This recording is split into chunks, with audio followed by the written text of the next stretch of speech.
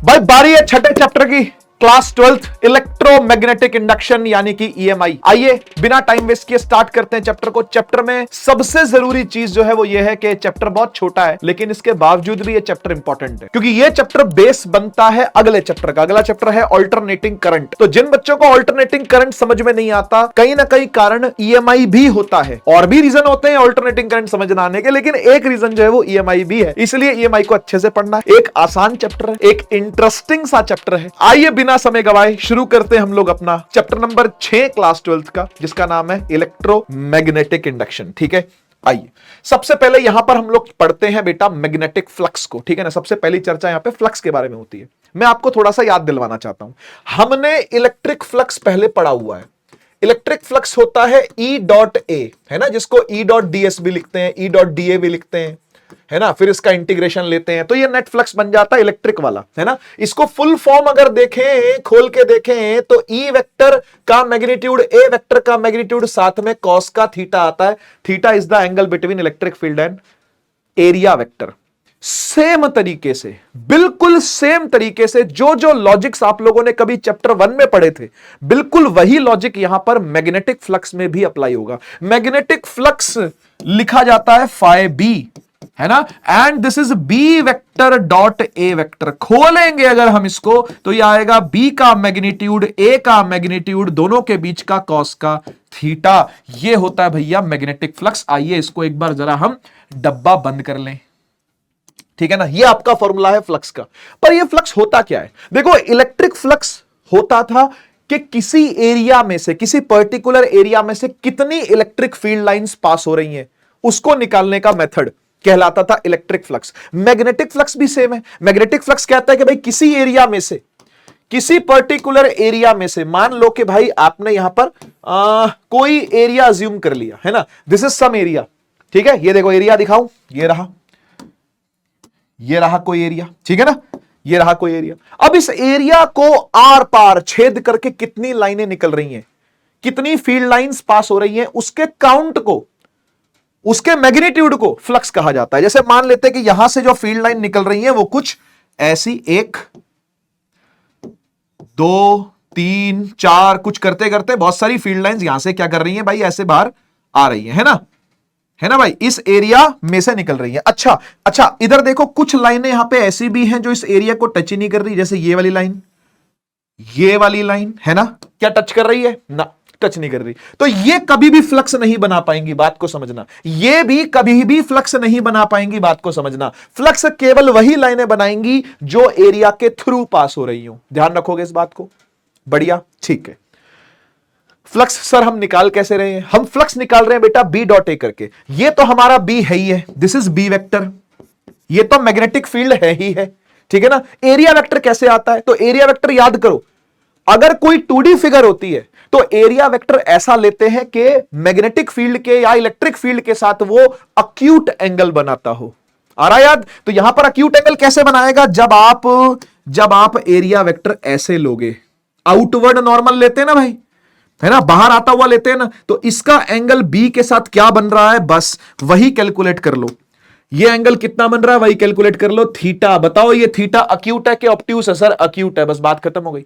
Acute angle लेना है आपको, ये ठीक हो गया, ठीक है। तो ये एरिया वेक्टर है, इसको ए वेक्टर ऐसे लिखेंगे, और ये बी वेक्टर हो गया। तो बी और ए के बीच में जो एंगल है वो क्या है? थीटा है, बस वही यहां पर रखा हुआ है। This is B, this is A and this is theta. Clear हुआ? ठीक है।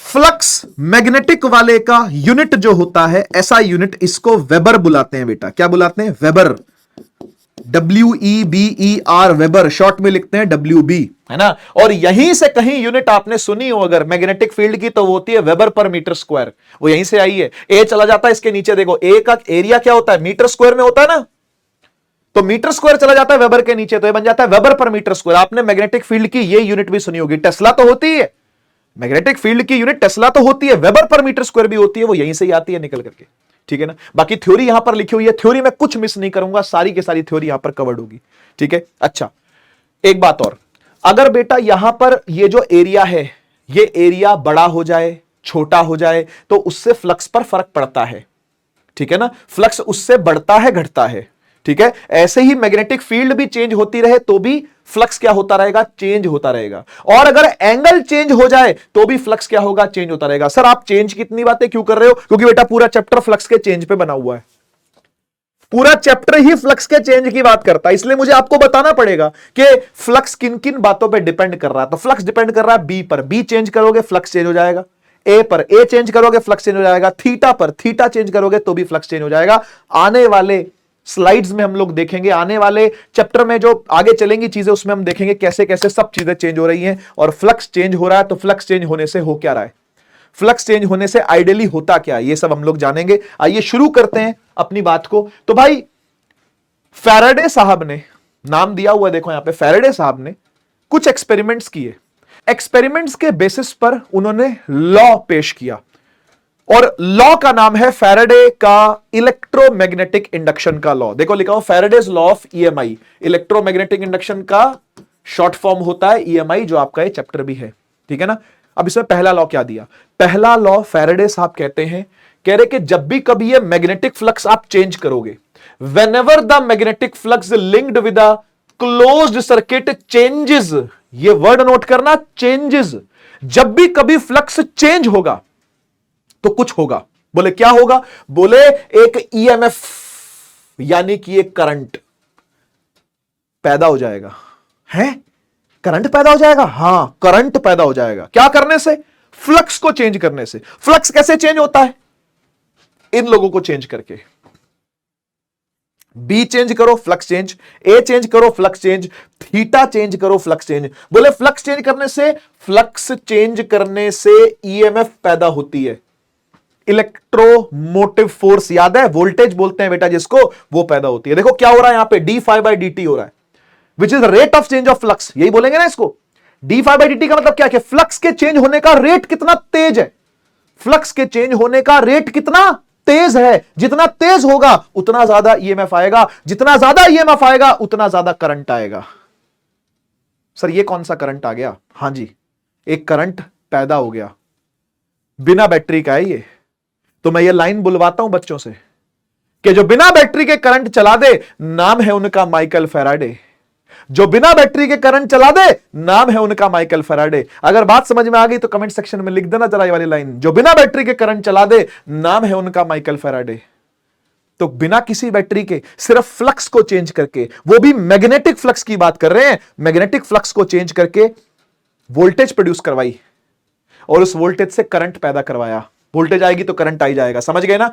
लिखा है is induced in it which last only so long as the change in flux taking place. बोले जब तक फ्लक्स चेंज होता रहेगा तभी तक करंट आता रहेगा। जैसे ही आपने फ्लक्स स्टॉप कर दिया चेंज करना, आपने फ्लक्स कांस्टेंट कर दिया, there will be no current, है ना। देखो ना, अगर फ्लक्स कांस्टेंट हो गया तो if the phi is constant, phi मतलब फ्लक्स कांस्टेंट हो गया, EMF will be zero, there will be no EMF, EMF नहीं होगी। इसी फिनोमेना को बोलते हैं ईएमआई, इलेक्ट्रोमैग्नेटिक इंडक्शन। तो पहला लॉ होपफुली आपको समझ में आया, बहुत इजी है, rate of change of flux EMF पैदा करता है जिसकी वजह से करंट आता है। अब दूसरा लॉ जो था ना उसने एक्चुअली में फॉर्मूला ही दे दिया।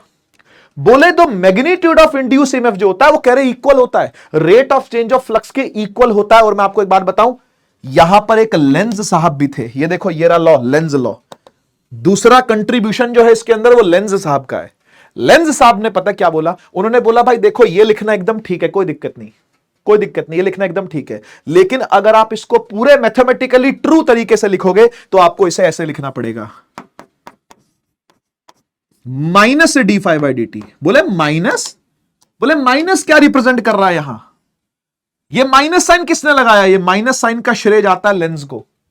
ये नेगेटिव साइन ये बोलता है, ये नेगेटिव साइन ये बोलता है कि हर मटेरियल डायामैग्नेटिक है। बताया था ना पिछले चैप्टर में, बोला था ना मैंने, अगले चैप्टर में समझाऊंगा ये चीज। लास्ट चैप्टर में मैंने आपसे बोला था हर मटेरियल कहीं ना कहीं डायामैग्नेटिक होता ही है। देखो यहां पे समझ में आ रही है वाली बात। ये क्या बोल रहे हैं लेंस साहब, लेंस साहब ये बोल रहे हैं कि भाई अगर आप फ्लक्स चेंज करवाना चाहोगे ना, ईएमएफ प्रोड्यूस करवाना चाहोगे ना, तो ये इतना आसान नहीं है। ये मैग्नेटिक फील्ड को अपोजिंग ईएमएफ देता है। ईएमएफ तो देता है, अरे ईएमएफ तो आएगी, वोल्टेज तो आएगी, लेकिन कैसी आएगी, अपोजिंग आएगी। मतलब ऐसी के फ्लक्स को बढ़ने ना दे। Decremental rate of change, negative sign. हाँ भाई, मैथ्स वाले जरा कान खोल लें, आपको बात थोड़ी तेज समझ में आएगी, बायो वालों को हो सकता है थोड़ी हल्की समझ में आए। कभी भी डिफरेंशिएशन के आगे माइनस का साइन लगाओ तो इसका क्या मतलब होता है? It is decremental change of flux. इसका क्या मतलब हुआ? इसका मतलब हुआ कि ईएमएफ ऐसी आएगी, हिंदी समझ लो बायो वाले, मैथ्स वाले थोड़ा कैच तेजी से करेंगे इस चीज को, लेकिन बायो वाले हिंदी में समझ ले। बायो वालों के लिए हिंदी, सरल हिंदी में बोल रहा हूं कि ईएमएफ ऐसी आएगी जो फ्लक्स को नेगेटिवली अफेक्ट करेगी। चेंज तो करेगी, चेंज तो चाहती है, पर नेगेटिव चेंज चाहती है उसके अंदर, तो अपोजिंग ईएमएफ आएगी। लेंज ने यही कहा था कि ईएमएफ तो आएगी लेकिन अपोजिंग ईएमएफ आएगी, अपोज करने वाली ईएमएफ आएगी। अब वो कैसे होती है, एग्जांपल्स के साथ हम लोग जानेंगे, बहुत सारे एग्जांपल देखेंगे, तब आपको मजा आएगा। न्यूमेरिकल करवाऊंगा तब आपको मजा आएगा, ठीक है ना। अभी के लिए इतना समझो, नेगेटिव साइन लेंस लाया, लेंस कहता है अपोज करेगी चेंज को, ठीक है। This law states that the direction of induce current, कह रहे जो करंट आएगा वो अपोज करता हुआ आएगा चेंज को, अपने ही कॉज को अपोज करता हुआ आएगा। मतलब जिसने पैदा किया है उसी को अपोज करेगा, जिसने थाली में दिया है उसी थाली में छेद करेगा, ऐसा आता है, ठीक है। तो ये बात है लेंस की, ठीक है। आगे बढ़ते हैं, आइए इलेक्ट्रोमैग्नेटिक इंडक्शन के कुछ लॉज को मैथमेटिकली लिख लेते हैं हम लोग, ठीक है ना। देखो यार, आप जानते हो कि जो ईएमएफ होती है वो होती है minus D phi by D T, है ना। और इसको अगर आप मैग्नीट्यूड वाइज लिखोगे सिर्फ, है ना, मैग्नीट्यूड वाइज लिखोगे तो सिर्फ आपको D phi by D T ही यहां पर लिखना रहेगा, कोई दिक्कत तो नहीं, है ना। अब आप जानते हो कि यार फ्लक्स तीन तरीके से चेंज हो सकता है, क्योंकि फ्लक्स होता है बी ए कॉस थीटा, बात सही है, बी ए कॉस थीटा। तो फ्लक्स की जगह पर आप बी ए कॉस थीटा रख दो। अब उसमें से जो जो चीजें कांस्टेंट होंगी वो बाहर आ जाएंगी, जो कांस्टेंट नहीं होगा वो अंदर रह जाएगा, बात सही है ना। मतलब ऐसे सोचो कि फाई की जगह पर मैंने क्या रख दिया, बी ए कॉस थीटा रख दिया। सपोज करो कि एंगल चेंज करा ही नहीं, अभी के लिए मान लेते हैं कि एंगल चेंज करा ही नहीं, ठीक है ना। और एरिया भी इजीली चेंज नहीं होता, इजीली एरिया भी चेंज नहीं होता, तो शायद मैग्नेटिक फील्ड को ही चेंज कर रहे होंगे, क्या पता किसको चेंज कर रहे हैं। तो जो जो चेंज नहीं होंगे वो बाहर आ जाएंगे, जैसे ए बाहर आ जाएगा, है ना, तो अंदर रह जाएगा dB by D T. Cos को तो हमने वो ले लिया कि मैक्सिमम है, तो कॉस जीरो ले लिया हमने, कॉस 0 1 होता है, कॉस को 0 मान लेते हैं ना, ठीक है। सिमिलरली एक ईएमएफ तो ऐसी आ गई dB by D T, A dB by D T, क्योंकि ए कांस्टेंट था बाहर आ गया, ये तो मैक्सिमाइज कर दिया हमने, cos 0 ले लिया, cos 0 1 होता है, छोड़ दो, तो डीबी बाई डी टी रह गया। अच्छा, कल को मान लो कभी एरिया चेंज कर पाए हम और बी कांस्टेंट ले लिया तो बी बाहर आ जाएगा, तो डीए बाई डी टी हो जाएगा, बात समझ रहे हो ना। तो इस तरीके से ये फॉर्मूला मॉडिफाई करता रहता है, कोई फिक्स फॉर्मूला नहीं है मेरे भाई, बात को समझ, कोई फिक्स फॉर्मूला नहीं है। एरिया कांस्टेंट हो गया तो वो बाहर आ जाएगा, मैग्नेटिक फील्ड चेंज करती रहेगी, मैग्नेटिक फील्ड कांस्टेंट हो गई तो एरिया मतलब कुछ ना कुछ चेंज करेगा, तभी ईएमएफ पैदा होगी, ठीक है। अच्छा, एक बात और सुनो, ये जो आपने लिखा है ये इंस्टेंटेनियस चेंज है फ्लक्स में, तो ये आपको देता है एवरेज ईएमएफ, है ना। जब भी मतलब इंस्टेंटेनियस ईएमएफ, सॉरी, है ना, ये इंस्टेंटेनियस ईएमएफ देता है। लेकिन अगर आपको चाहिए इंस्टेंट पर नहीं, आपको चाहिए ईएमएफ एवरेज, तो आपको इसे ऐसे लिखना पड़ेगा, delta phi by delta T, समझ गए ना। यानी phi two minus phi one upon में T2 माइनस T1, इस तरीके से लिखना पड़ेगा इसको, ठीक है जी। तो ये भी नोट करो जरा, इसको भी डब्बे में लो, ठीक है ना। तो delta phi by delta T भी हो सकता है, आपको देखना पड़े, ठीक है। अच्छा, एक चीज और बताता हूं आपको, देखो ईएमएफ होती है, हर कोई जानता है, D phi by D T, हाँ सर जानते हैं बेटा। क्या ईएमएफ को हम आई आर लिख सकते हैं क्या? सर ये आई आर क्या होता है? अबे ओम्स लॉ भूल गया, V is equal to I R, ये V ही तो है, वोल्टेज ही तो है, तो आई आर लिख सकता हूं, हाँ सर लिख सकते हो। I R is equal to क्या हो गया, D phi by D T हो गया, बढ़िया सर। आर को ले गए नीचे तो आई आ गया 1 by R D phi by D T, वाह भाई वाह, वाह भाई वाह, सही है सर, कोई दिक्कत नहीं। 1 by R D phi by D T, यहां से बेटा करंट आ जाएगा, यहां से करंट आ जाएगा, क्या दिक्कत है? कभी करंट चाहिए हो आपको, कभी आपको इंड्यूस करंट निकालने का मन हो रहा हो, तो यहां से आप इंड्यूस्ड करंट निकाल सकते हो, आई इंड्यूस बोलते हैं, क्योंकि ये ईएमएफ भी क्या है, इंड्यूस्ड ईएमएफ है। इंड्यूस का मतलब होता है पैदा करनी, जागृत करनी, जगानी। सो रही थी, जगा दी। ईएमएफ सो रही थी, जगा दी। करंट सो रहा था, जगा दिया। इलेक्ट्रॉन शांति से बैठे थे, दौड़ा दिए। ठीक है। करंट से आप चार्ज भी निकाल सकते हो, चार्ज कितना इंड्यूस किया है वो भी आ सकता है। देखो आप इसे लिख सकते हो D Q by D T, हां, और आरएचएस में क्या आएगा, 1/r D phi by D T, 1/r D phi by D T, D T से डी टी कट गया है ना, तो डी क्यू आ गया D phi by R, D Q आ गया डी फाइव बाई आर। ठीक है जी। तो इंड्यूस चार्ज ऐसे भी लिखा जा सकता है, ठीक है ना, induce charge D phi by D R. तो ये कुछ कुछ फॉर्मूले मैंने लिखे हैं, प्लीज आप इनको नोट करिएगा, अपने पास होने चाहिए आपके पास ये फॉर्मूले, कहने का मतलब ये। ठीक है, आगे बढ़ता हूं मैं। आइए भाई फटाफट से अब समझते हैं कि क्या क्या वो एक्सपेरिमेंट्स थे और कैसे कैसे उनके आंसर्स निकाले लेंज लॉ को यूज करके और ईएमआई के लॉ को यूज करके फैराडे लेंज साहब ने, वो सब देखते हैं। ठीक है, आओ देखो, कह रहा है predict the direction of the induce current in the situations described by the following figures. देखो भाई हो क्या रहा है यहां पर, देखो एक साउथ पोल है, एक नॉर्थ पोल है। ठीक है, आप साउथ पोल को पास लेकर के आ रहे हो। लेंस क्या कहता था, अमेरिका क्या कहता था, ऐसे ही लेंस क्या कहता था, लेंस कहता था कि जो भी काम हो रहा होगा ना उसको अपोज करने वाला करंट आएगा। आप मुझे एक बात बताओ, साउथ अगर पास आ रहा है तो क्या साउथ को पास आने देना चाहिए क्या? लेंस क्या बोल रहा है, लूप क्या करेगा, लूप यहां पर साउथ पोल ही बना लेगा, क्योंकि साउथ पास आ रहा ना, तो उसे अपोज करने के लिए क्या कर लेगा, साउथ ही पोल बना लेगा। और भैया साउथ ही पोल बनाने का मतलब करंट कैसे चलेगा, सर करंट चलेगा क्लॉकवाइज, करंट चलेगा क्लॉकवाइज, है ना। तो यहां पे करंट क्लॉकवाइज चल पड़ेगा, चलता चलता चलता चलता चलता चलता ऐसे चल पड़ेगा। आया समझ में ना? बस इतना ही आपको पकड़ना है कि करंट की डायरेक्शन क्या होगी। Predict the direction the current बोल रहा ना, साउथ पास आएगा तो साउथ बना लेगा। अच्छा बताओ साउथ दूर जाता तो क्या होता, तो भी साउथ बनाता क्या? नहीं। अगर साउथ दूर जाता तो भी अपोज करता उसके मोशन को, और यहां पे नॉर्थ बना लेता तब। आप बात समझ रहे हो ना, ये बात नोट करना, साउथ पास आएगा तो साउथ बनाएगा, लेकिन साउथ दूर जाएगा तो नॉर्थ बनाएगा, और नॉर्थ पास आएगा तो नॉर्थ बनाएगा, और नॉर्थ दूर जाएगा तो साउथ बनाएगा। ये चार केस दिमाग में रखना आपने। ठीक है जी, आप यहां देख भी सकते हो Q R P Q, Q R P Q, ऐसे ऐसे गया ना, तो यहां से क्यू आर पी धर धर धर धर धर धर धर धर धर धर धर क्यू, इस तरीके से घूम जाएगा। बढ़िया, और चलते हैं आगे। आओ एक और देखो क्या बोल रहा है, कह रहा है predict the direction of the induced current in the situation. फिर से एक कंडीशन यहां पर दे रखी है, आपको करंट प्रेडिक्ट करना किस तरफ बह रहा होगा। अब मुझे बताओ यहां पर तो मैग्नेट ही नहीं है, मैग्नेट नहीं है, मैग्नेटिक फील्ड नहीं है, तो फिर कैसे फ्लक्स चेंज होगा, फ्लक्स कैसे चेंज करोगे? हो रहा है फ्लक्स चेंज, मैं आपको दिखाता हूं कैसे। देखो कह रहा है टैपिंग की जस्ट क्लोज्ड, आपने इस की को अभी अभी बंद किया है।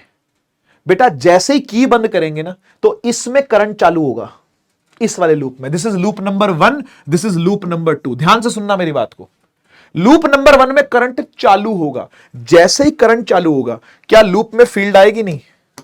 क्या लूप में फील्ड आएगी नहीं? क्या ऐसे ऐसे फील्ड आती है ना लूप में, बोलो यार, आती है कि नहीं आती? आएगी। अच्छा करंट बढ़ेगा अगर, क्योंकि अभी अभी हमने स्विच ऑन ही किया है, तो 0 वैल्यू होगी करंट की, फिर 1 value, 2 value, 3 ampere, 4 ampere, 5 ampere, 6 ampere, धीरे धीरे करंट इंक्रीज कर रहा है। अरे धीरे धीरे करंट इंक्रीज कर रहा है तो धीरे धीरे ये फील्ड भी क्या करेगी, इंक्रीज करेगी। भैया हाँ या ना? धीरे धीरे ये फील्ड भी क्या करेगी, इंक्रीज करेगी, और इंक्रीज करती करती इसमें से भी घुसेगी, दूसरे वाले लूप में से भी घुसेगी। दूसरे वाला बोलेगा अरे अपने में बढ़ो, मुझ में क्यों घुस रही हो? ये दूसरे वाला पहले वाले को बोलेगा अरे यार फील्ड बढ़ानी, अपने में बढ़ा, मेरे में क्यों घुस रही है? लेकिन घुसेगी भाई उसको ये अपोज करेगा, समझ गए ना? उसको ये अपोज करेगा और इसके अंदर करंट आएगा। ये पूरी कहानी है, बात को समझना। ये वो एक्सपेरिमेंट्स हैं जो फैराडे साहब ने करे थे। ठीक है, तो अब आइए यहां पर कैसे करंट निकालना है चेक करते हैं। ठीक है, मुझे एक बात बताओ, सोच के बताना। इनकी एक कॉमन एक्सिस दे रखी है आपको, ठीक है? अच्छा, डायग्राम के हिसाब से हम लोग चलें अगर, डायग्राम के हिसाब से हम लोग चलें अगर, तो करंट यहां पे कैसे घूम रहा है? क्लॉकवाइज घूम रहा है ना? और क्लॉकवाइज करंट का मतलब होता है साउथ पोल बनना, हाँ या ना? ये सब हमने चैप्टर 4 में पढ़ लिया बेटा। कभी भी क्लॉकवाइज करंट आता है तो साउथ पोल है ना? अब मुझे बता, यहां साउथ पोल है, यहां साउथ पोल है, तो इसके बगल में इस तरफ क्या होगा? मतलब इधर साउथ है ना? आप समझो बात को, इधर साउथ है अगर, है ना, ऐसे इधर साउथ है अगर, ठीक है, तो इसके इधर क्या होगा, साउथ ही होगा, क्योंकि साउथ स्ट्रांग हो रहा है। धीरे धीरे फील्ड बढ़ेगी, साउथ स्ट्रांग होगा, साउथ वाला स्ट्रांग होगा, तो इसके जो पीछे वाला ये वाला साउथ है, ये भी बना लेगा अपने आप को स्ट्रांग, ये बोलेगा भाई मैं भी साउथ पैदा करूंगा यहां पर। आप समझे ना, जब इसका साउथ स्ट्रांग हो रहा होगा तो ये भी अपने आप पे साउथ ही बना लेगा, और जब ये साउथ बना लेगा तो इस तरफ क्या दिखेगा आपको, इस तरफ क्या दिखेगा, नॉर्थ दिखेगा, इस तरफ क्या दिखेगा, नॉर्थ दिखेगा, और नॉर्थ का मतलब होता है करंट का एंटी क्लॉकवाइज चलना, एक्स वाई जेड में करंट चलेगा ऐसे, वाई जेड एक्स ही तो है, देख लो, है ना, वाई जेड एक्स ही तो है, वाई से जेड से एक्स, नॉर्थ पोल ही आएगा, मतलब कहने का मतलब है, ठीक है ना। तो यहां साउथ बना, तो इसके इस तरफ भी साउथ ही बनेगा, तो इस तरफ क्या बनेगा, नॉर्थ। जब इधर साउथ बन गया तो इधर नॉर्थ बनेगा ना, मैं इस वाले लूप की बात कर रहा हूं भाई, इसका साउथ, ये देखिए दो हाथ है, ठीक है ना, ये दो हाथ हैं, इधर साउथ बना, यहां साउथ स्ट्रांग हो रहा है, तो इधर एक लूप है, इधर क्या स्ट्रांग होगा, यहां साउथ स्ट्रांग हो रहा है, तो इसके पीछे इधर क्या स्ट्रांग होगा, इधर भी साउथ स्ट्रांग होगा, इधर साउथ स्ट्रांग हो गया तो इधर कौन आएगा, इधर नॉर्थ आ जाएगा, तो नॉर्थ ही तो दिख रहा है यहां पर, नॉर्थ का मतलब एक्स वाई जेड एक्स, तो वही है, वाई जेड एक्स की तरफ मूव कर रहा है। आगे बढ़ते हैं, predict the direction of the induce current in the situation described by the following figure. लो जी, एक और फिगर आ गई है, अब क्या हो रहा है देखो, कह रहा रियोस्टैट की सेटिंग चेंज करी गई है, भाई साहब आओ देख लेते हैं। रियोस्टैट को कहां से कहां मूव करा गया है, यहां से यहां मूव करा गया है, इधर से इधर ले गए हैं। ध्यान से सुनना बेटा, अगर रियोस्टैट पहले यहां था और यहां से यहां ले गए हैं, तो लेंथ पहले से बढ़ाई है कि पहले से कम करी है, तो आंसर ये है कि लेंथ पहले से कम करी है। देखो ना, देखो ना, सर्किट पहले जब यहां जुड़ा होता ये है ना, तो सर्किट पहले ये पूरा होता है ना, ये पूरी लेंथ होती, लेकिन रियोस्टैट को उधर खिसका के सर्किट को छोटा कर दिया, यानी सर्किट लेंथ इज रिड्यूस्ड। बेटा सर्किट लेंथ रिड्यूस कर दी गई है, तो इसका मतलब रेजिस्टेंस कम हो जाएगी, रेजिस्टेंस कम हो जाएगी तो करंट बढ़ जाएगा, मतलब इसके अंदर करंट बढ़ाया गया है, हेयर करंट इज इंक्रीज्ड, ठीक है ना, तो करंट इंक्रीज करवाया, और ऐसे करंट यहां पर दिखा रखा है, ये रहा देखो, ये रहा करंट, है ना, and this current is increasing, बात को समझना, ये करंट बढ़ रहा है। अब मुझे एक बात बताओ, अगर ये करंट बढ़ रहा है, क्योंकि रियोस्टैट की सेटिंग चेंज करके लेंथ कम करी गई है, रेजिस्टेंस भी कम हो गई है, करंट बढ़ गया है, करंट बढ़ गया है, तो पोल कौन सा बनेगा यहां पे, ये कौन सा पोल दिख रहा है आपको, ये क्लॉक है कि एंटी क्लॉक है, एंटी क्लॉक है, यानी यहां पे नॉर्थ पोल स्ट्रांग हो रहा होगा भाई, हां या ना बोल दे, या नॉर्थ पोल स्ट्रांग हो रहा होगा, और नॉर्थ पोल स्ट्रांग हो रहा है अगर इधर, ये देख इधर नॉर्थ पोल स्ट्रांग हो रहा है, और ये इधर है, हम इधर पता कर रहे हैं, यहां नॉर्थ स्ट्रांग हो रहा है तो यहां भी नॉर्थ स्ट्रांग हो रहा होगा, ये देखो इधर नॉर्थ स्ट्रांग हो रहा है तो इधर भी नॉर्थ स्ट्रांग हो रहा होगा, फेस कर रहे हैं ना एक दूसरे को ये, ठीक है ना। अच्छा, इधर नॉर्थ स्ट्रांग हो रहा, मतलब इधर नॉर्थ आ जाएगा तो इधर क्या आएगा, फिर साउथ आएगा, यहां साउथ आ जाएगा, एक्स जेड वाई एक्स ऐसे घूमेगा करंट, ठीक है, क्लियर हो गया क्या, जेड वाई एक्स, ये देखो जेड वाई एक्स आ गया समझ में, ये कहानी है, ठीक है। और देखते हैं, कह रहा predict the direction of the news, फिर से आ जाओ, क्या कह रहा है यहां पर, कह रहा है current decreasing at a steady rate, ये करंट जा रहा है वायर में, अपने आसपास एक लूप लिया हुआ है इसने, ठीक है ना, तो लूप में से करंट ऐसे जा रहा है, ठीक है, और ये करंट क्या कर रहा है, डिक्रीज कर रहा है, दिस करंट इज डिक्रीजिंग, ठीक है। अब सुनो, सबसे पहले बात समझो कि जब ये करंट ऐसे जा रहा है तो फील्ड कैसी बना रहा होगा, फील्ड की डायरेक्शन बताओ क्या होगी, सर फील्ड की डायरेक्शन भी ऐसी ही होगी, इधर देख, फील्ड की डायरेक्शन भी ऐसी ही होगी, है ना, है ना। और एक बात बता, अगर फील्ड की डायरेक्शन भी ऐसी ही है, ये ऐसे, हाँ बिल्कुल ऐसे सही है, फील्ड की डायरेक्शन भी ऐसी ही है ना, बी बी फील्ड की डायरेक्शन भी ऐसे ही है, तो इस लूप में से निकला ही क्या भाई, फ्लक्स पास होना चाहिए ना, बात समझो, ये आपको एरिया दे रखा था, दिस इज द एरिया, ठीक, दिस इज द एरिया, मुझे बताओ इस एरिया में से फील्ड लाइन चीर के आर पार जा रही है क्या, फील्ड लाइन तो इसके साथ साथ चल रही है, फील्ड लाइन तो इसके साथ साथ चल रही है, ऐसे ऐसे ऐसे ऐसे ऐसे गोल गोल फील्ड लाइन चल रही है, ये चीर ही नहीं पाई, फ्लक्स के लिए आपको एरिया चीरना पड़ता है भाई, क्या ये एरिया चीर पा रहा है, नहीं चीर पा रहा है, ठीक है, चीर नहीं पा रहा है। और आप वैसे भी देख लो, इसका एरिया वेक्टर यूं आएगा, है ना, और बी होगी ऐसे, तो एंगल 90 है, cos 90 is 0, फ्लक्स है ही नहीं यहां पे, फ्लक्स है नहीं तो पास क्या होगा? ये देखो, no induced current because there is no flux, है ना। देखो लिखा है ना, सर्कुलर फील्ड सेटअप हुई around the current carrying wire, line the plane, the flux threading the coil in the perpendicular direction is zero, there is no flux, there is no flux, तो फिर change ही क्या होगा? और change ही कुछ नहीं हो रहा तो फिर तो करंट की बात ही ना करो ना। चेंज होने के लिए कुछ होना तो चाहिए ना। चेंज नहीं हो रहा, अरे है कुछ नहीं तो चेंज क्या होगा? ठीक है, होना तो चाहिए ना चेंज होने के लिए।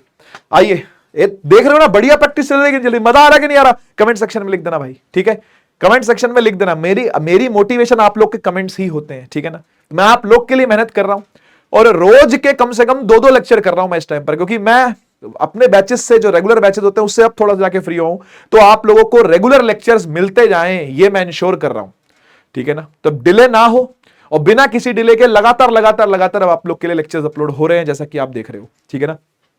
आओ एक और सवाल करते हैं। यहां क्या हो रहा है? यहां देखो, यहां पर साउथ पास आ रहा है, दिख रहा है? हां सर दिख रहा है, साउथ पास आ रहा है, ठीक है ना। साउथ पास आएगा तो ये क्या बनाएगा? यहां पे क्या बनेगा? यहां से नॉर्थ पास आ रहा है, ठीक है ना। वैसे एक बात बताऊं, यहां ना इसको थोड़ा सा इस तरीके से देना चाहिए था कि भाई ऐसे, ताकि पता चले कि इसकी फेस किस तरफ है। तो इसका फेस इस तरफ है, इसका इस तरफ फेस है, ठीक है ना। तो नॉर्थ पास आ रहा है, उसको छोड़ दो, इसको देखो, नॉर्थ पास आ रहा है। जब नॉर्थ पास आएगा तो ये क्या करेगा? सर नॉर्थ बनाएगा, नॉर्थ बनाएगा, और नॉर्थ बनाएगा तो फिर करंट ऐसे चलना चाहिए, ए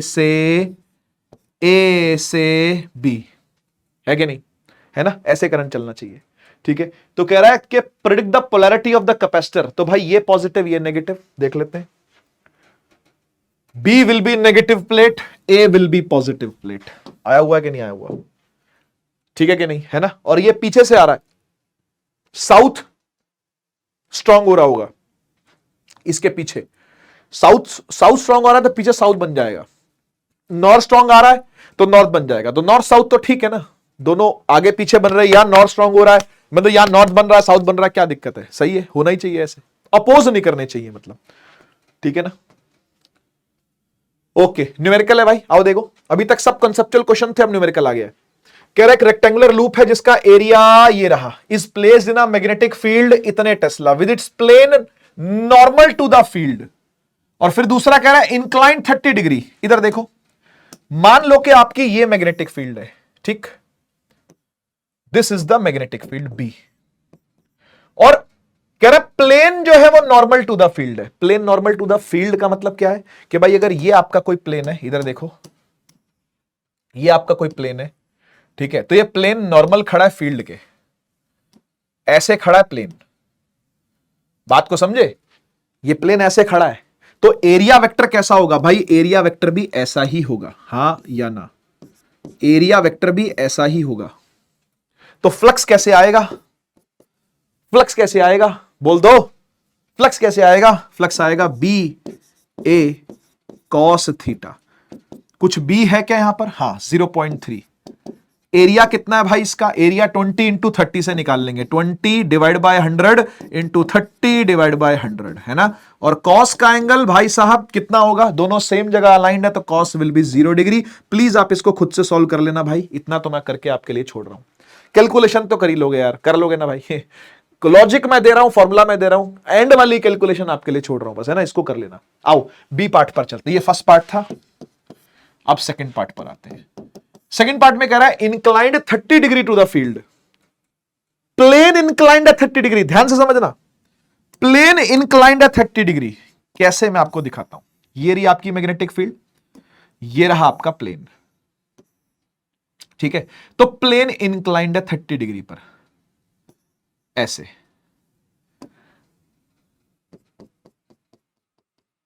ये 30 डिग्री है, बात समझे, ये 30 डिग्री है। तो एरिया वेक्टर तो 60 डिग्री होगा ना, एरिया वेक्टर तो 60 डिग्री होगा ना। क्या समझे? क्या समझे? आपका जो प्लेन है वो 30 डिग्री पे है बेटा, तो एरिया वेक्टर तो 60 डिग्री पे होगा ना। तो इसलिए समझो बात को, फाई ये खेल करता है इसी चीज में। और बच्चा भी कंफ्यूज, बच्चा सोचता है कि 30 डिग्री का एंगल लेना है अपने को, नहीं, प्लेन का एंगल बी से 30 डिग्री है, तो एरिया वेक्टर का 60 डिग्री और फ्लक्स होता है एरिया वेक्टर से। ठीक है, इसलिए फॉर्मूला लेके आया मैं ये क्वेश्चन आप लोग को करवाने के लिए। बी डॉट ए करेंगे तो बी ए कॉस थीटा, बी है 0 पॉइंट कितना था भाई 3, एरिया वही है अभी भी 20/100 इंटू 30/100, बस कॉस का यहां पर ध्यान रखना था, कॉस यहां पे 60 डिग्री लेंगे, 30 डिग्री नहीं लेंगे। ठीक है ना, कॉस 60 डिग्री यहां पर जरूरी है। आइए थर्ड पार्ट पर चलते हैं, 3 पार्ट है इसके, तीसरे पार्ट पर चलते हैं। कह रहा है पैरेलल टू द फील्ड, ले भाई फील्ड के पैरेलल कर दिया, यानी पूरा ही लेटा दिया।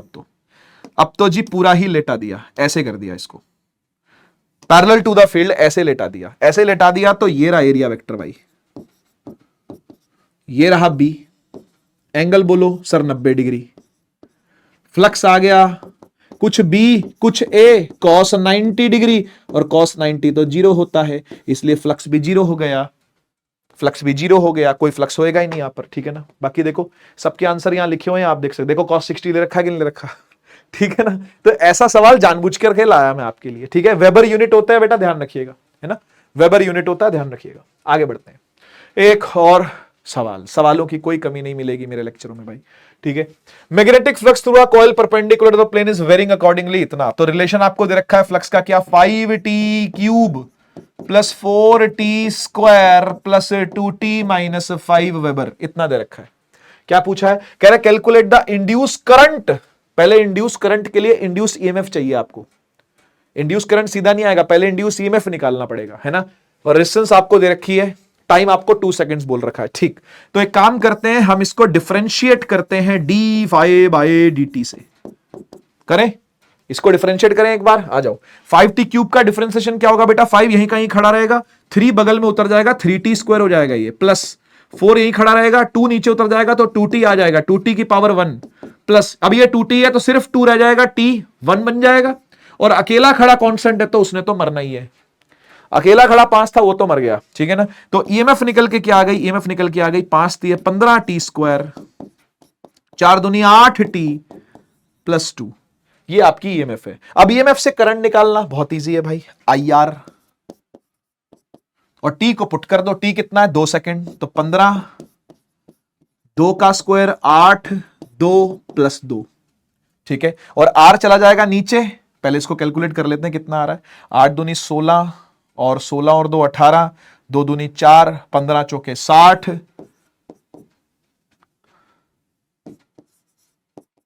78 आ गया है। ठीक है ना, और आर कितना था 5 था। ठीक है ना, तो करंट निकल करके आ जाएगा, देखो 78/5।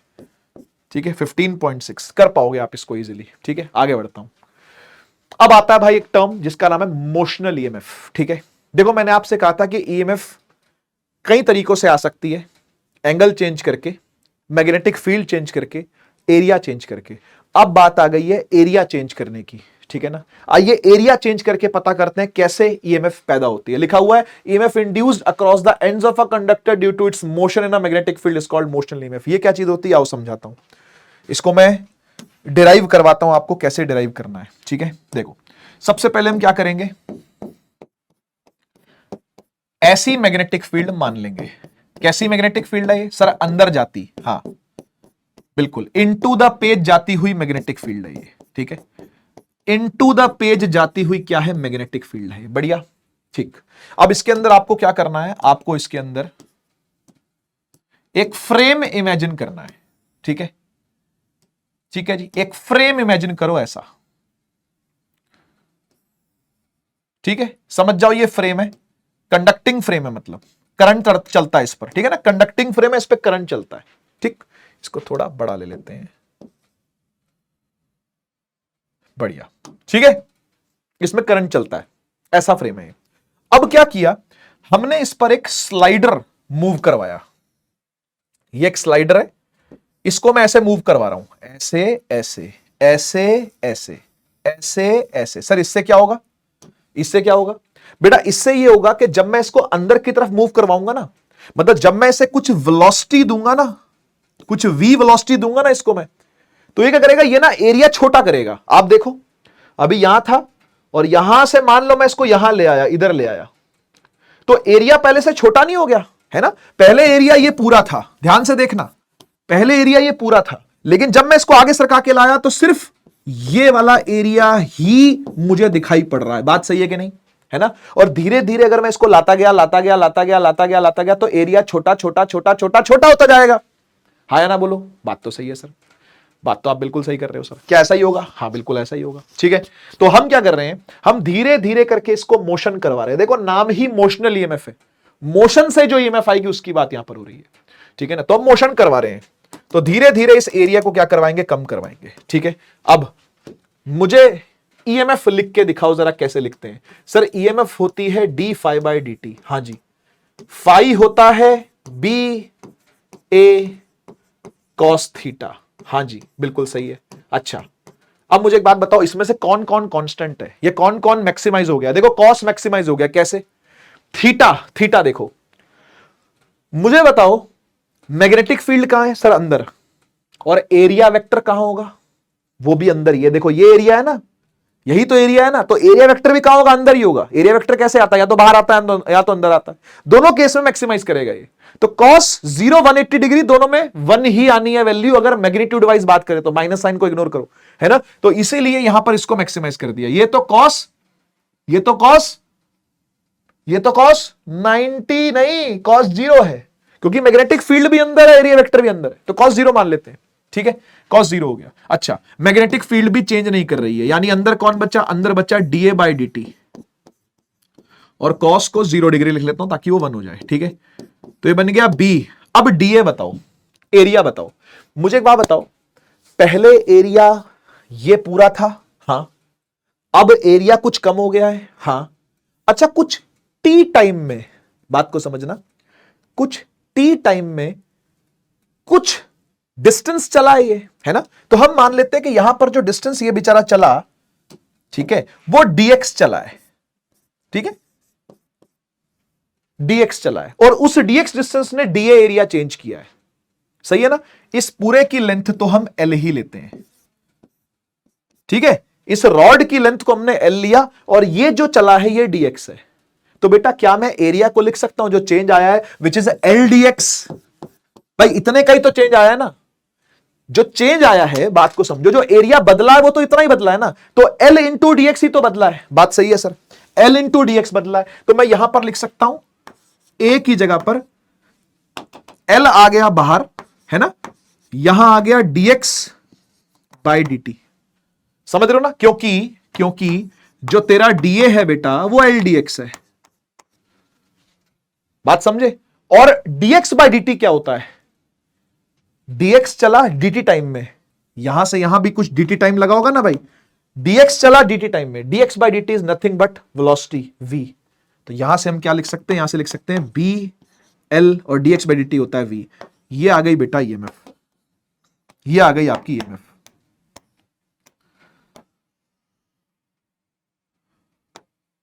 समझ गए? BLV, BLV इसको बोलते हैं मोशनल ईएमएफ। यहां से आप करंट भी निकाल सकते हो। देखो अगर इसको मैं IR रख दूं, IR is equal to BLV, तो I यहां से क्या आ गया? BLV बाय R आ गया, है ना। तो ये करंट का भी फॉर्मूला यहां से बन सकता है, BLV बाय R। क्लियर बात? BLV बाय R बन सकता है, कोई टेंशन वाली बात नहीं है। ठीक है, साथ ही साथ आप चाहो तो पावर का फॉर्मूला भी बना सकते हो। देखो यहां से पावर का फॉर्मूला कैसे बनेगा? पावर होती है EI, वोल्टेज इंटू करंट होता है ना, तो वोल्टेज ये रहा, करंट ये रहा। हाँ या ना बोलो, वोल्टेज ये रहा, करंट ये रहा, दोनों को रख दो। मतलब सर BLV और BLV बाय R दोनों को रख दें? हाँ रख दो। तो ये हो जाएगा B square L square V square by R। ठीक है, वो दिख जाएगा आपको, अभी नहीं दिख रहा है ना, वो छुप गया है, लेकिन कोई बात नहीं, ये पावर है। नोट्स के अंदर सब दिखेगा, है ना। नोट्स डाउनलोड कर सकते हो, डिस्क्रिप्शन खोल करके देखोगे, नोट्स मिल जाएंगे। ठीक है जी, तो ईएमएफ आ गई है, हाँ, करंट आ गया है, हाँ, पावर भी आ गई है। यस सर, बढ़िया। चलिए भाई आगे चलते हैं। ये जो आपको रूल बता रखा है, which is Fleming's right hand rule, इसकी हेल्प से आप क्या फाइंड कर सकते हो? इसकी हेल्प से आप ये फाइंड कर सकते हो कि ये जो करंट आया है ये किस डायरेक्शन में आया है। ये जो इंड्यूस करंट आपने निकाला है ना, ये इंड्यूस ईएमएफ, इंड्यूस करंट जो आपने निकाले किस डायरेक्शन में आया, ये निकाला जा सकता है। मैं इसको समझाता हूं कि कैसे आपने इसको पकड़ना है। देखो फ्लेमिंग का राइट हैंड रूल ये कहता है इसमें ये जो थंब है ना, ये है मोशन, लिख देता हूं, ठीक है, कि जिस डायरेक्शन में मोशन कर रहा है कंडक्टर, किस डायरेक्शन में कंडक्टर मोशन कर रहा है वो यहां से आएगा, ठीक है। अच्छा, ये क्या है, ये है मैग्नेटिक फील्ड, और ये जो मिडल फिंगर है ये बताएगी इंड्यूस करंट की डायरेक्शन।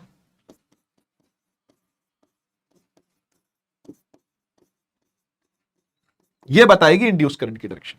तो मैं सिखाता हूं आपको यहां पे क्या हो रहा है। देखो, आपने अभी अभी देखा था कि इस तरीके की क्रॉस क्रॉस वाली फील्ड थी, हां सर, क्रॉस क्रॉस वाली फील्ड थी, और उसमें एक कंडक्टर था ऐसा, एक कंडक्टर था ऐसा, है ना, जो कैसे मूव कर रहा था भाई, ऐसे मूव कर रहा था।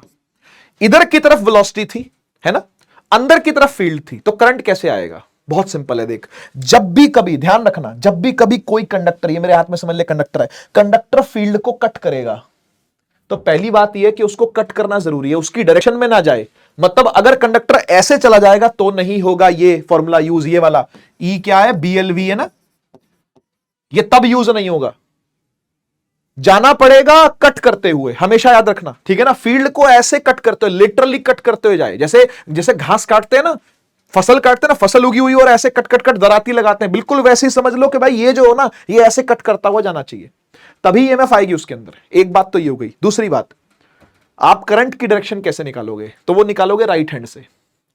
फ्लेमिंग राइट हैंड रूल ये कहता है कि भाई सबसे पहले तो मोशन देखो कहां हो रहा है, सर मोशन इधर हो रहा है, ठीक है ना, तो मोशन की तरफ आपने थंब कर देना है, सही है। फील्ड किस तरफ है, सर फील्ड अंदर की तरफ है, तो ये फील्ड थी, देख ये अंदर की तरफ है, तो करंट आ गया, देख ऊपर अपने आप आ जाएगा, राइट हैंड है, अपने आप आ जाएगा। तो करंट कैसे जा रहा है सर, करंट इसमें ऐसे जाएगा, ऐसे ऐसे ऐसे। तो ये रॉड अपने आप में ना एक बैटरी बन गई है, सोचना, ये रॉड अपने आप में क्या बन गई, एक बैटरी बन गई है। इसका ये वाला पार्ट हायर पोटेंशियल पर है HP, और ये वाला पार्ट लोअर पोटेंशियल पर है LP। और करंट कहां से कहां जा रहा है, हायर टू लोअर जा रहा है, this way the current flows, induce current इसके अंदर आ जाएगा। यही कहानी यहां पर भी हो रही थी असल में। जब आप एक स्लाइडर को यहां से यहां मूव करवा रहे थे ना, तो उसमें करंट ऊपर की तरफ जा रहा था ऐसे, और जब करंट ऐसे जाएगा ना, तो फिर इस पूरे फ्रेम में से घूम करके एक लूप में करंट आ जाएगा। तो ऐसे होती है मोशनल EMF। आई होप आप बात को समझ पाओगे कि क्या चल रहा है। आइए एक एक्सप्रेशन और फाइंड करते हैं। ये NCERT का एग्जाम्पल दे रखा है बेटा, अगर आप बुक खोल करके देखोगे तो वहां पर क्या बता रखा है कि देखो ये रॉड है, ये रॉड एक L लेंथ की रॉड है, और ये कट कर रही है, खट खट खट खट खट खट खट खट कट कर रही है किसको, मैग्नेटिक फील्ड को, ठीक है ना। तो कट कर रही है, तो इसको भी EMF बनाना चाहिए, तो बनाएगी क्या, हां बनाएगी, इसको भी EMF बनाना चाहिए और ये बनाएगी। कैसे देखेंगे, आओ देखते हैं। देखो, सबसे पहले काम करो, आप यहां पर एक छोटा सा एलिमेंट लोगे, ठीक है, एक छोटा सा एलिमेंट यहां पर लेते हैं हम, DX थिकनेस का, ठीक है, DX थिकनेस का छोटा सा एलिमेंट ले लो, ले लिया, बढ़िया। और ये है कितने डिस्टेंस पर, X डिस्टेंस पर मान लो, ठीक है। सेंटर से X डिस्टेंस पर DX थिकनेस का एक एलिमेंट है जो ऐसे घूम रहा होगा, ऐसे छोटे से सर्कल पे घूम रहा होगा ना, ये X रेडियस वाले सर्कल पे घूम रहा होगा, ठीक है। हमें बस इसका EMF निकालना है, ये कितना EMF इंड्यूस कर रहा है वो पता कर लो, बस बाकी अपने आप आ जाएगा।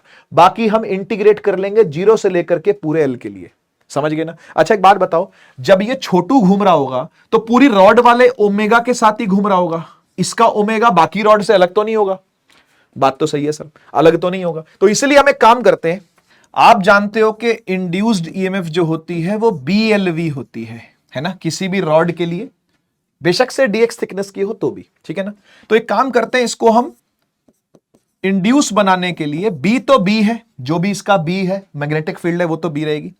L को हम, L क्या होता है, लेंथ ऑफ द रॉड, और लेंथ ऑफ द रॉड यहां पे एक छोटी सी DX लिया हमने, छोटा सा एलिमेंट लिया है, तो इस L की जगह पे DX लिख लेता हूं और इसको मैं V रहने देता हूं, ठीक है। अब एक बात बताओ, ये जो V होगा, इसका V क्या होगा, V is the linear velocity. क्या लीनियर वेलोसिटी को मैं R ओमेगा लिख सकता हूं, तो यहां पर मैं X ओमेगा लिख दूंगा, क्योंकि रेडियस इसकी क्या है, X है, तो मैं V को लिख सकता हूं, देखो ध्यान से, X ओमेगा पुट कर देता हूं यहां पे, ये बन जाएगा B DX, है ना, और फिर आ जाएगा X omega. X D x साथ साथ आ गए तो अच्छे लगेंगे थोड़ा, है ना, ठीक। और यहां से जो ईएमएफ आई है ये भी छोटी सी आई है भाई, क्योंकि डीएक्स ले लिया था ना, तो यहां पे ईएमएफ भी छोटी सी है। तो एक काम करो, दोनों तरफ इंटीग्रेशन लगा दो। इंटीग्रेशन लग गई। कौन कौन कांस्टेंट है सर? बी और ओमेगा कांस्टेंट है, बाहर निकाल लो। अंदर बचा एक्स डीएक्स। कहां से कहां तक इंटीग्रेट करा जाए बताओ? ये तो ईएमएफ ही हो गया। कहां से कहां तक इंटीग्रेट करा जाए? तो सर 0 से लेकर के एल तक इंटीग्रेट कर दो। तो 0 से लेकर एल तक इंटीग्रेट करने लग रहे हैं। ये बी ओमेगा एक्स डीएक्स का इंटीग्रेशन होता है भाई एक्स स्क्वायर बाय 2, 0 से लेके एल तक इंटीग्रेट करने का, ठीक है। एक बार एल डालोगे, एक बार 0 डालोगे, ये अपने आप बन जाएगा क्या? B omega L square by 2 minus 0 square by 2। तो this becomes B omega L square by 2, ठीक है। तो ईएमएफ आ जाएगी half B omega L square. जैसे भी आप इसको याद रखना चाहो वैसे रख दो यार, कोई दिक्कत वाली बात नहीं है। बोलो जी, क्लियर हो गया? ये आपने ईएमएफ निकाली। अब साथ ही साथ ये बोल रहा है ठीक है भाई, ईएमएफ इंड्यूस तो निकाली, करंट भी निकाल। तो करंट आ जाएगा, आई आर कर दो आप यहां पर, है ना भाई। I R is equal to half B omega L square. तो यहां से आई निकल के क्या आ जाएगा? B omega L square by 2r। ये करंट आ गया। बोल भाई कोई दिक्कत? इतना मोटा रखने की जरूरत नहीं है, इसको पतला ही रखते हैं, ठीक है जी। ये करंट आ गया। अच्छा, अब करंट आ गया तो फिर तीसरी चीज बोल रहा है भाई हीट डिसिपेशन भी निकालो, मतलब पावर निकाल लो। पावर निकाल लो भाई, क्या दिक्कत है? पावर क्या होती है? ई आई। ई क्या था? ये रहा B omega L square by 2। और करंट क्या है? B omega L square by 2r, है ना। तो ये हो गया B square omega square L की पावर 4 अपॉन में 4r। ये पावर आ गई, और पावर को आप टाइम से मल्टीप्लाई कर दोगे तो हीट निकल के आ जाएगी, है ना। हीट डिसिपेशन पूछी है ना इसने, तो हीट के लिए आपको पावर टाइम से मल्टीप्लाई करनी पड़ेगी, तो वो भी आ जाएगी, ठीक है। तो कर लेना भाई इतनी चीजें। ये देखो यहां पर सब कुछ दिया हुआ है, देखो टी से मल्टीप्लाई कर लिया, बाकी वही है, देखो B square omega square L की पावर 4r4 सब आ चुका है यहां पर, ठीक है ना। तो आप इसको देख लीजिएगा। आगे बढ़ते हैं, हम लोग आते हैं अब एक थ्योरी के टॉपिक पर जिस पर से सवाल पूछे जाते हैं।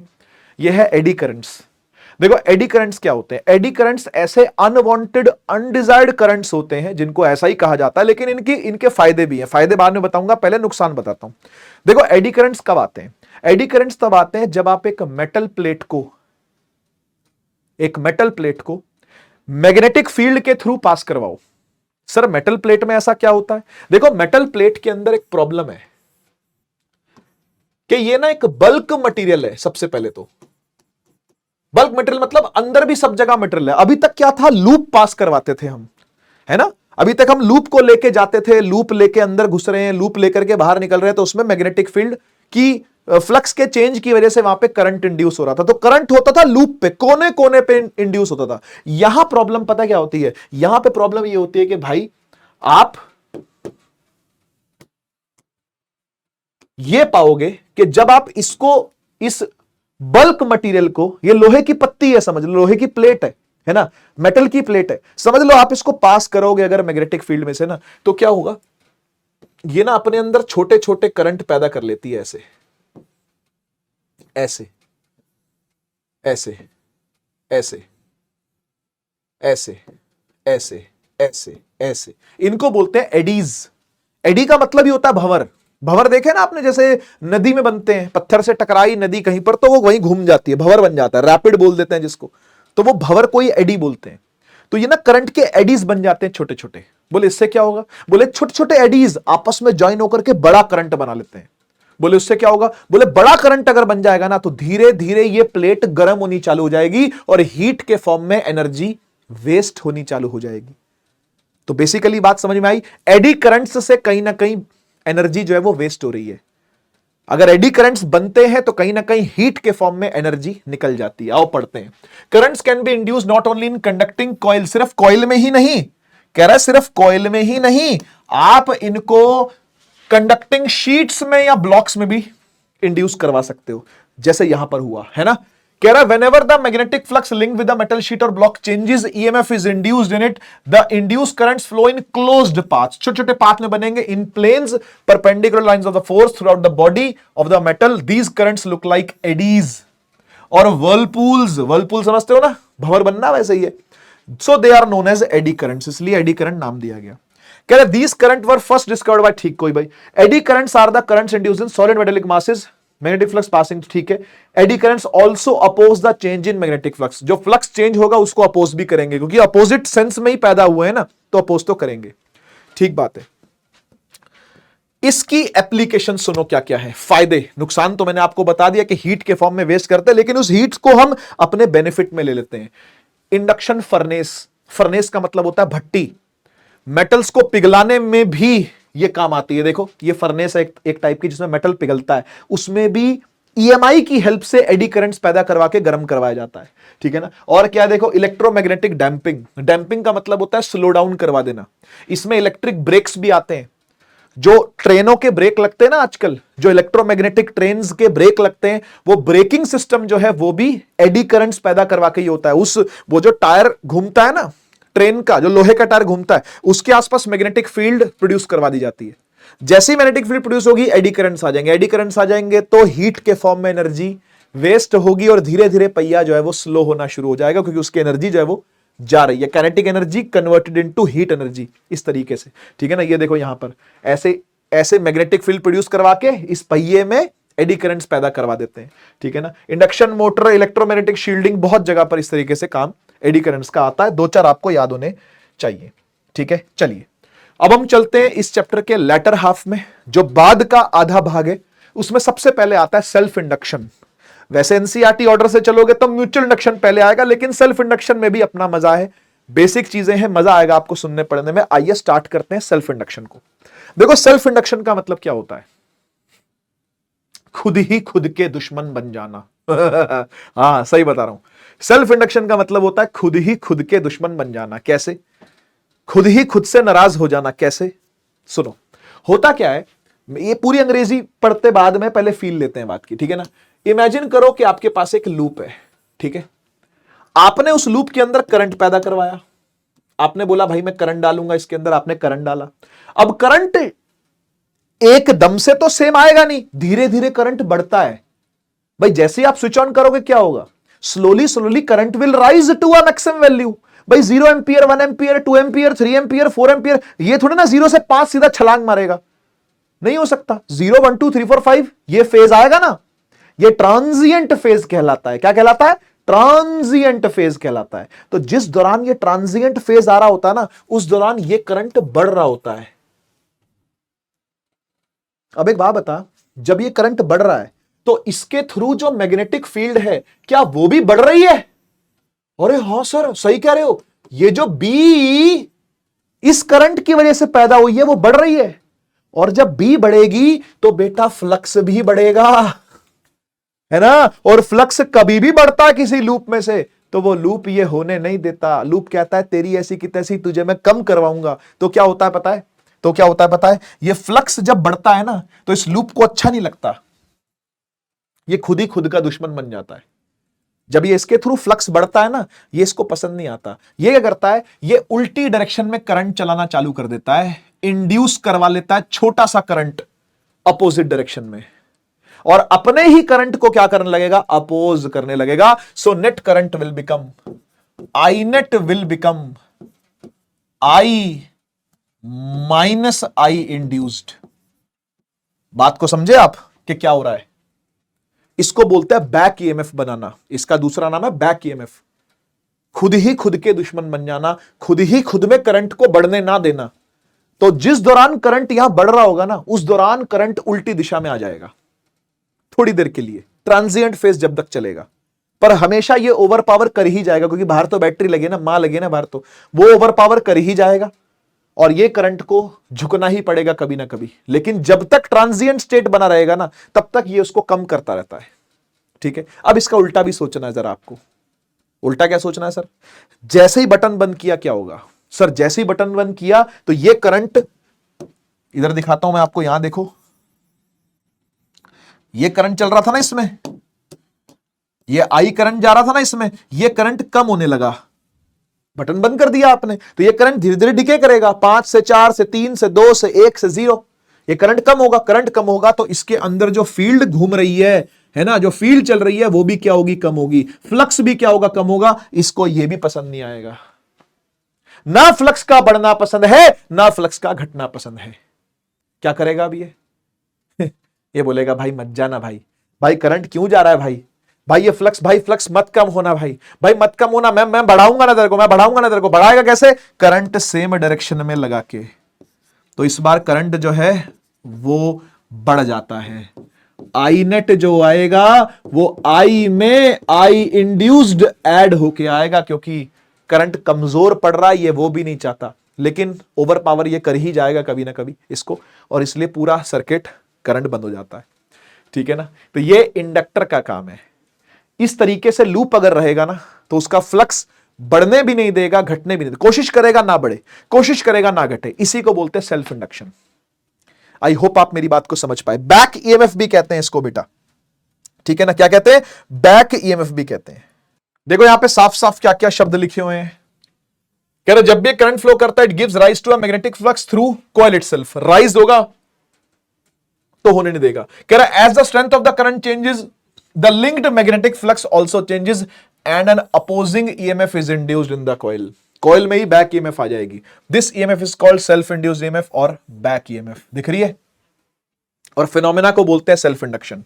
कह रहा self induction is the phenomenon of production of induce EMF in a coil when changing current passing through it. जब चेंजिंग करंट आएगा तो ईएमएफ आएगी। आइए मैं इसका एक फॉर्मूला आपको बना के दिखाता हूं। देखो क्या होता है, आपको इतना तो पता है कि जब भी आपने करंट बढ़ाया इसमें तो फ्लक्स बढ़ेगा, है ना, ये समझ में आता है। फाई इज प्रोपोर्शनल टू आई। आप करंट बढ़ाओगे फ्लक्स बढ़ेगा, हां सही बात है, ठीक। तो phi is equal to constant लगता है एल, तो ये बन जाता है L I. Phi is equal to L I, ठीक है। For N turns, N turns के लिए क्या होता है सुनो, एन टर्न्स के लिए फ्लक्स भी एन टाइम्स हो जाएगा, तो N phi becomes L I, ठीक है, N phi becomes L I. और अगर आपको ईएमएफ ही निकालना है तो ईएमएफ होता है बेटा D phi by D T, हां या ना। फ्लक्स को आप एन फाई रख सकते हो यहां पर, है ना, तो एन बाहर आ जाएगा, ये बन जाएगा N D phi by D T, और फाई की जगह पर एल आई पुट कर दो, तो एन, एल कांस्टेंट है, एल बाहर आ गया, D I by D T. ठीक है जी, तो बेसिकली इसको L D I by D T करके याद रखते हैं। एन हर बार लगाने की आपको जरूरत नहीं है, वो तो मैंने ऐसे ही दिखा दिया आपको, ठीक है ना। अदरवाइज आप इसको ऐसे ही याद रखो, minus L D I by D T, ठीक है। माइनस का साइन तो आता ही है ईएमएफ के अंदर ना, तो वही यहां पर रखा गया है, मैंने रखा है जानबूझ करके यहां, ठीक है ना। यहां माइनस का साइन था, यहां माइनस का साइन था, इधर ही माइनस का साइन रखा है, L D I by D T. देखो ये बोल क्या रहा है, मैं समझाता हूं ये बोल क्या रहा है। ये देखो, phi proportional I, phi is equal to L I, phi उठा के यहां रख दिया, एल कांस्टेंट बाहर आ गया, D I by D T, ठीक है ना। आप सबसे पहले ये समझो कि इस एल का क्या मतलब है। एल जो है ना, इसको बोलते हैं coefficient of self inductance, coefficient of self induction या फिर सेल्फ इंडक्टेंस नाम है इसका, ठीक है ना। कोफिशिएंट ऑफ सेल्फ इंडक्शन या सेल्फ इंडक्टेंस नाम है इसका, ठीक है ना। ये किन चीजों पे डिपेंड करती है अभी थोड़ी देर में जानेंगे हम लोग। कोफिशिएंट ऑफ सेल्फ इंडक्शन या सेल्फ इंडक्टेंस, जिसको एल से लिखा गया यहां पर, कांस्टेंट जो यहां पर है वो किन चीजों पे डिपेंड करता है थोड़ी देर में देखेंगे उसको हम, ठीक है ना। पर पहले एक चीज आप समझो,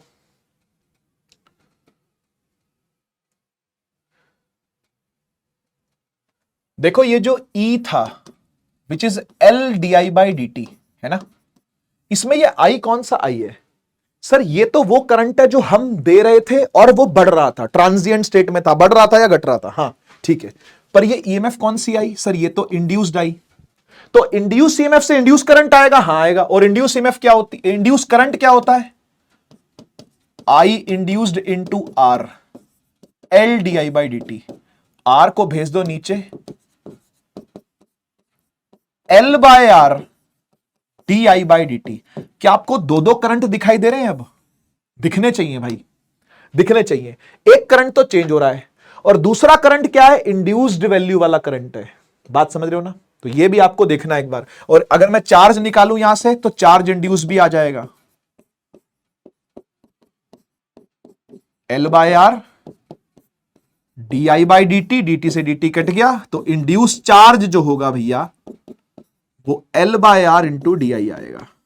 ठीक है, बस मैंने दिखा दिया आपको, ये कोई जरूरत नहीं है कि आप इसको याद करो, बस मैंने दिखा दिया, आपको टेंशन लेने की जरूरत नहीं है। ठीक है, अब आइए जरा हम लोग सेल्फ इंडक्टेंस निकाल लेते हैं एक बार कि कैसे आएगी। ठीक है ना, चलो आइए बच्चों, फिर हम चलते हैं आगे और सेल्फ इंडक्टेंस का फॉर्मूला निकालते हैं किसी लॉन्ग सोलेनॉइड के लिए। ये आपके सिलेबस में है। ठीक है ना, तो हमने एक लॉन्ग सोलेनॉइड ले लिया जिसकी बात अब तक कर रहे थे, जिसको हम इंडक्टर बोल रहे थे। ठीक है ना, तो इसका L कैसे लिखा जाएगा यार, बहुत सिंपल है। आपको पता है phi is equal to LI होता है ना। यहां से L निकालना है मुझे, तो L को क्या लिखूंगा, फाई बाय I, हाँ या ना। अच्छा, ये फ्लक्स क्या चीज होती है सर, ये फ्लक्स तो होता है BA cos थीटा अपॉन में I। वाह भाई वाह, बहुत सही। अब एक बात बता, cos थीटा तो वैसे भी एरिया वेक्टर भी ऐसा ही रहेगा, मैग्नेटिक फील्ड भी ऐसी रहेगी, तो cos तो जीरो ही है। ठीक है, cos जीरो रहने दो, तो ये आ गया BA बाय I।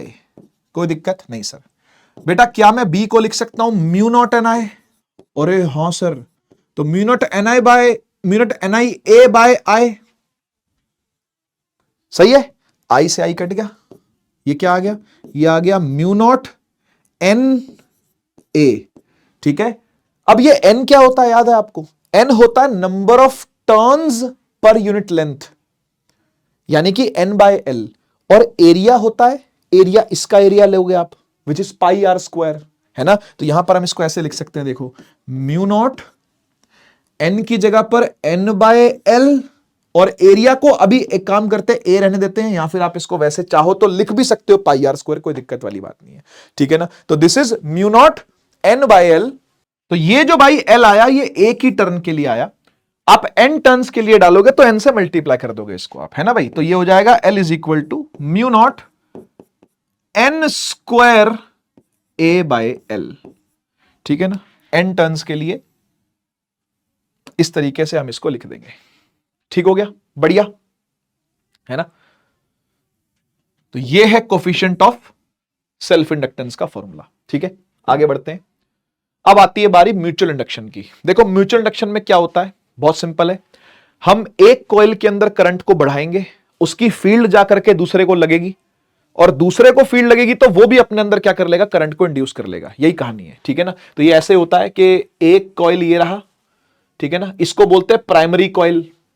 हम इसमें करंट चालू करेंगे तो इसके अंदर फील्ड बढ़ेगी, यही बढ़ी हुई फील्ड दूसरे में भी जाएगी, दूसरे वाले को बोलते हैं सेकेंडरी कॉइल। तो जब इसकी फील्ड जाकर के इसको मिलेगी तो इसमें भी करंट आ जाएगा, तो इसका जो करंट होगा जैसा भी वो आएगा उसी को हम इंड्यूस करंट बोलेंगे, इंड्यूस ईएमएफ आ जाएगी। ये कहानी है, समझ गए ना। ठीक है, तो कह रहा है mutual induction is the phenomenon of production of induce EMF in one coil due to change of current in the neighbouring coil. दूसरे में चेंज हुआ है तो उसमें करंट आ गया। ठीक है ना, इसको ऐसे लिखेंगे, देखो हम कि जो फ्लक्स है किसका, सेकेंडरी वाले का, वो प्राइमरी करंट पे डिपेंड करता है भाई, है ना। करंट प्राइमरी में कितना चला है, प्राइमरी में करंट चला है आईपी, और फ्लक्स चेंज हो किसका रहा है, फ्लक्स चेंज हो रहा है दूसरे वाले का, सेकेंडरी का। बात समझ रहे हो ना, ये कहानी हो रही है। ठीक है, तो इसको हम इक्वल करने के लिए M लिख देते हैं, इसको बोलते हैं म्यूचुअल इंडक्टेंस या कोफिशिएंट ऑफ म्यूचुअल इंडक्शन। ठीक है ना, आईपी, इस तरीके से यह बनता है फॉर्मूला। ठीक है, अब N टर्न्स के लिए अगर होगा तो यहां पे N से मल्टीप्लाई करना पड़ेगा, तो नेट फ्लक्स आ जाएगा। मतलब टोटल फ्लक्स निकालने के लिए N phi is equal to MIP। ठीक है ना, अभी एक फॉर्मूला हम निकालेंगे, टेंशन ना लो, है ना। M के लिए अपन ने फॉर्मूला निकालना ही है। आइए शुरू करते हैं, फिर एक थोड़ी लंबी सी डेरिवेशन है, आओ ध्यान से देखना। ठीक है, देखो यहां पर क्या कर रहे हैं, दो लॉन्ग सोलेनॉइड है, दोनों एक दूसरे पे कॉइल्ड है ऐसे। एक सोलेनॉइड ये रहा, ठीक, और दूसरा सोलेनॉइड सेम ही एक्सिस पर है। एक्सिस कहां है, एक्सिस भी दिखा देता हूं जरा इसकी, ये रही एक्सिस। ठीक है, इसी एक्सिस के अबाउट दूसरा वाला भी कॉइल्ड है, कैसे, ऐसे देखो ध्यान से, ऐसे। अरे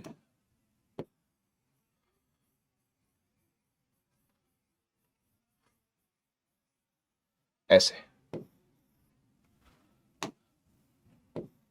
ठीक है जी। एक को प्राइमरी एक को सेकेंडरी, जैसे मर्जी 1 और 2 मान लो चाहो तो, है ना। तो इसको 1 मान लेते हैं, इसको हम 2 मान लेते हैं, ठीक है। तो इसमें करंट पास किया है भाई 1 में, ठीक है। ये हमारा प्राइमरी करंट है जो हमने पास किया है, इसको बोलेंगे I1, ठीक है। उसमें जो करंट आएगा वो बात की बात है, ठीक है। अच्छा, अब I1 करंट अगर आया है तो इसके अंदर सबसे पहले मैग्नेटिक फील्ड आएगी, उस मैग्नेटिक फील्ड का नाम होगा B1, ठीक है। और इसके अंदर फ्लक्स आएगा, वो फ्लक्स इसमें से भी पास करेगा, मतलब दोनों में से फ्लक्स पास करेगा। ऐसा नहीं कि खाली बड़े में से करेगा, छोटे में से भी करेगा, है ना। तो उस फ्लक्स को हमने बोल दिया φ1, ठीक है, बढ़िया। अच्छा, और क्या देखना है? एक तो भाई आपको देखनी है इनकी कॉमन लेंथ। कॉमन लेंथ का मतलब छोटे वाले की लेंथ ही देखनी पड़ेगी। भाई दोनों की कॉमन लेंथ क्या होगी? मतलब एक इतना बड़ा है और एक इतना छोटा है, तो दोनों की कॉमन लेंथ क्या? छोटे वाले की लेंगे ना, बस। और दूसरा आपको देखना है कॉमन एरिया। हां, कॉमन एरिया भी देखना पड़ेगा। अब देखो, इसका एरिया बड़ा है ग्रीन वाले का, और जो येलो वाला है उसका एरिया छोटा है ना। तो छोटे वाले का एरिया लेना है आपने, जो कॉमन एरिया है। समझ जाओ बात को, ठीक है ना। तो इसका बड़े वाले का एरिया हमने A1 ले लिया, इसके अंदर टर्न्स हमने N1 ले लिए, ठीक है ना। कॉमन लेंथ हमारी L ही है, कोई दिक्कत वाली बात नहीं, ठीक है ना। फ्लक्स φ1 है, मैग्नेटिक फील्ड B1 है, ठीक है। अच्छा, अब छोटे वाले की बात करते हैं। छोटे वाले की फील्ड B2 मान लो। वैसे तो फील्ड B1 से ही आई है, तो B को लिखने का फायदा नहीं है ना, और फ्लक्स भी φ1 का ही है, पर कोई बात नहीं, फिर भी φ2 लिख देते हैं, क्योंकि फ्लक्स दूसरे में से गया है φ2, ठीक है। अच्छा, एरिया लेंगे A2, नंबर ऑफ टर्न्स उसके अंदर होंगे N2, बढ़िया, इतना ओके। चलिए, अब मुझे एक बात बताओ, हम फ्लक्स देख रहे हैं 2 का, और वो आया है 1 की वजह से, प्राइमरी करंट की वजह से, I1 की वजह से। तो अगर मैं इसको ऐसे लिख लूं, φ2 इज इक्वल टू MI1, है ना, लिख सकता हूं ना MI1। तो ये M कौन सा होगा? ये M होगा mutual induction coefficient, mutual induction, या फिर म्यूचुअल इंडक्टेंस किसकी? दूसरे वाले कॉइल की ड्यू टू पहले वाले coil. Mutual inductance of second with respect to first, ऐसे लिखेंगे इसको, mutual inductance of second with respect to first, और यहां पे आ गया I1 करंट। क्लियर बात? बढ़िया। अच्छा, अब भाई मुझे एक का फ्लक्स तो निकालना नहीं, मुझे तो सारे टर्न्स का फ्लक्स चाहिए। तो सारे टर्न्स के लिए यहां पे स्मॉल n2 क्या है? वो तो टर्न डेंसिटी है। टर्न डेंसिटी नहीं, टर्न्स कितने हैं? तो टर्न्स इसमें N2 टर्न्स होंगे, तो मैंने यहां पर नेट फ्लक्स के लिए N2 से भी मल्टीप्लाई कर दिया कि भाई टोटल फ्लक्स आ जाएगा। समझ गए ना? तो यहां से N2 आ गया, φ2 आ गया, M21 आ गया, I1 आ गया। अब यहां से मुझे करना क्या है? मुझे M21 निकालना है। M21 कैसे आएगा सर? N2 φ2 अपॉन में I1। बढ़िया, इस I1 को मैं नीचे ले गया, M21 निकालने के लिए मुझे करना पड़ा, ठीक। अब फ्लक्स को खोलते हैं जरा, आ जाओ बेटा। दूसरे वाले में जो फ्लक्स होगा वो कैसे लिखा जाएगा? दूसरे वाले का फ्लक्स, सर दूसरे वाले का फ्लक्स लिखा जाएगा पहले वाले की मैग्नेटिक फील्ड, क्योंकि वही मैग्नेटिक फील्ड उसमें भी जा रही है, मैग्नेटिक फील्ड तो सेम है ना दोनों की। तो पहले वाले की मैग्नेटिक फील्ड और दूसरे वाले का एरिया लेंगे, क्योंकि दूसरे वाले की फ्लक्स निकाल रहे हैं। तो इसको ऐसे लिखेंगे, देखो, N2 φ2 की जगह क्या लिखोगे? B1, हां B1 ही लिखना पड़ेगा, और एरिया लिखेंगे हम A2 का। कॉस वाला तो मामला छोड़ ही दो, है ना। और नीचे आ गया क्या? नीचे आ गया I1। क्लियर बात? N2 B1 A2 divide by I1। अब B1 की जगह पर क्या लिखूंगा? B1 क्या है भाई? B1 क्या है सर? B1 है मैग्नेटिक फील्ड पहले वाले की, वो होती है म्यू नॉट NI, सोलेनॉइड है ना, म्यू नॉट NI। तो म्यू नॉट आएगा, NI की जगह पे N1 आएगा, और I1 आएगा, और A2 आएगा, डिवाइड में I1 आएगा। I1 से I1 फिर कट गया, पहले भी ऐसा ही हुआ था, अब भी कट गया, ठीक है ना। तो अब जो आपने M21 लिखा है, ठीक है, वो N2, अच्छा पहले इसको ढंग से लिख लेते हैं, ये आएगा म्यू नॉट, N1 को लिख सकते हो N1 बाय L, फिर N2, फिर A2, ठीक है ना। तो ये आ गया M2,1 is mu naught N1 N2 A2 by L।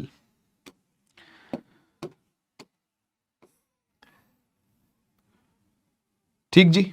Similarly जैसे आपने M21 लिखा है वैसे ही आप M12 भी लिख सकते हो, वैसे ही आप M12 भी लिख सकते हो। वो कैसे लिखोगे? Mu naught N1 N2 A2 by L। Sir ये तो सेम फॉर्मूला आ गया। बेटा सेम ही आएगा फॉर्मूला, अलग नहीं आ सकता।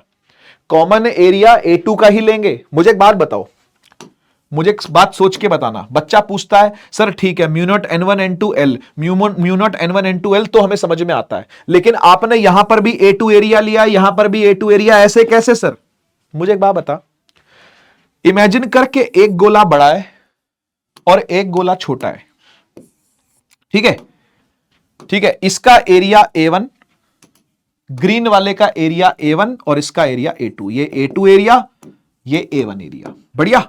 अब मुझे एक बात बता, मान लेके तूने पहले वाले में करंट चलाया, इसमें करंट चलाया और इसका चेंज अंदर वाले में देख रहा है। जब अंदर वाले में चेंज देख रहा तो फ्लक्स किसका लेगा? अंदर वाले का। और अंदर वाले का फ्लक्स लेगा तो एरिया किसका लेगा? अंदर वाले का। तो A2 जीत गया। बाहर वाले में करंट चलाया तो A2 जीत गया। ठीक है ना? अब नेक्स्ट काम करते हैं। अब अगली बार हम क्या करते हैं, हम A2 एरिया वाले में करंट चलाते हैं। यहां करंट चला, ठीक है, करंट अंदर वाले में चलाया। अब उसका चेंज बाहर वाले में देखेंगे। अब ये करंट चेंज हो रहा है, ये करंट चेंज हो रहा तो फील्ड आएगी। और फील्ड कहां आएगी? सर फील्ड तो आएगी ही अंदर, बाहर तो फील्ड जाएगी नहीं। इसके जस्ट आउटसाइड तो फील्ड होती नहीं। तो फील्ड तो इसी इसी एरिया में है और इसी इसी एरिया में फील्ड है, और बाहर वाले की फ्लक्स निकालनी हो तो एरिया पूरा थोड़ी ना लेगा। जहां जहां फील्ड होती है वहीं का तो एरिया लेते हैं ना, तो अंदर का ही एरिया तब भी लेंगे, तब भी A2 जीत गया। तो दोनों ही केस में A2 जीत रहा है भाई। आप चाहे M21 ले लो, आप चाहे M12 ले लो, दोनों में A2 जीत रहा है। इससे पता यह चलता है, इसको बोलते हैं थ्योरम ऑफ रेसिप्रोसिटी, कि M12 और M21 इक्वल होंगे, कॉल्ड थ्योरम ऑफ रेसिप्रोसिटी बोलते हैं इसको। कि ऐसे कर लो चाहे वैसे कर लो, एक ही आना है। बाहर वाले में करंट चलाया था, अंदर वाले में चेंज देख रहे थे, आप चाहे तो अंदर वाले में चेंज चला के बाहर वाले में देख लो, तो भी ये सेम ही आएगा। ठीक है ना? M21 M12 के बराबर ही आएगा, ये दोनों सेम ही आते हैं। ठीक है जी। तो ये फॉर्मूला था म्यूचुअल इंडक्टेंस का। ठीक है ना? इसमें एक छोटी सी चीज आती है, कोफिशिएंट ऑफ कपलिंग बोलते हैं इसको। वैसे तो ये पढ़ाया अब आजकल नहीं जाता, लेकिन फिर भी इसको सुन लो, कोई बात नहीं। बेटा मान लो कि आपने दो इंडक्टर ही बोलू ना, है ना, दो कॉइल आपने ऐसे चला रखे हैं, अगल बगल रखे हुए हैं, तो इनकी कुछ कपलिंग का कोफिशिएंट होता है जो कि यहां से निकलता है, K is equal to M by under root L1 L2। भाई इसका कुछ, ये फर्स्ट वाला कॉइल है, इसका L1 कुछ होगा, इसका L2 कुछ होगा, दोनों का M कुछ होगा, दोनों का M कुछ होगा। तो M ऊपर रखना है, अंडर रूट L1 L2 नीचे रखना है, उससे K निकल के आ जाएगा, कोफिशिएंट ऑफ कपलिंग। अब अगर आपका दो कॉइल का कपलिंग ऐसा हो रखा है, बिल्कुल एक दूसरे के ऊपर चढ़े हुए हैं, तो ऐसी कपलिंग को बोलते हैं परफेक्ट कपलिंग, K1 आता है। देखो लिखा हुआ है, when the coupling is perfect, perfect coupling होगी, यानी एंटायर फ्लक्स ऑफ प्राइमरी वाला सेकेंडरी वाले से बिल्कुल लिंक्ड होगा, है ना, तो M मैक्सिमम होता है और K को 1 बोला जाता है।